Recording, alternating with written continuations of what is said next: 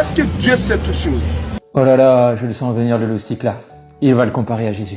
Est-ce que Jésus sait toutes choses? Il sait toutes choses. Et voilà, maintenant il va nous sortir le verset où Jésus dit qu'il ne sait pas quand c'est la fin des temps. Bien sûr. Marc 13, 32. Moi, ce qui me choque, c'est que ce gars, il est hyper réputé auprès des musulmans pour être soi-disant bon en débat et soi-disant capable de casser les chrétiens, alors qu'il balance des dingueries niveau CM2 comme ça. Parce qu'en fait, il ne comprend même pas la base de la nature de Dieu.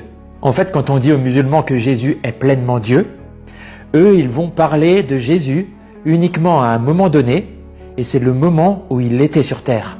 Et donc, ils vont balancer des versets qui sont en rapport avec le moment où Jésus était sur terre. Mais on le dit toujours, au moment où Jésus était sur terre, il était 100% homme et 100% Dieu. Mais donc jamais ils ne prennent en compte les versets qui parlent de lui lorsqu'il était encore dans les cieux, d'éternité en éternité, en tant que parole de Dieu par qui tout a été créé. Vous pouvez lire ça en Jean ou en Colossiens. Ils ne vont pas non plus prendre en compte les versets qui parlent de lui après sa résurrection, lorsqu'il retourne dans la gloire qu'il avait déjà auprès du Père avant que le monde ne fût. Jean 17 au verset 5. Sans cette base de qui est Jésus-Christ dans sa nature, selon le moment T, ils ne vont qu'enchaîner des erreurs. Alors oui, vous pouvez chercher des limites à Jésus lorsque vous parlez de lui au moment où il était sur terre. Justement parce qu'à ce moment-là, il était 100% homme et 100% Dieu. D'ailleurs, c'est complètement clair si vous lisez Philippiens 2 au verset 6, où il dit qu'il s'est lui-même dépouillé de toute sa gloire, ne regardant pas comme une proie à être l'égal de Dieu. L'égal du Père donc.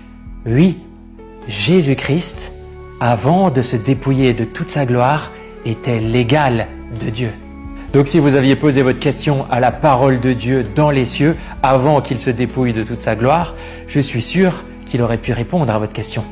Mais se faisant simple homme descendant sur terre, il s'est volontairement limité.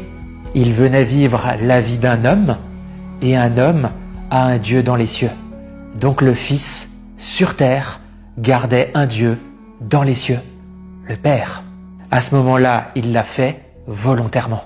Jésus n'a pas menti, il ne savait pas ni le jour, ni l'heure. S'il vous plaît, étudiez un minimum avant de balancer des âneries pareilles. Soyez bénis.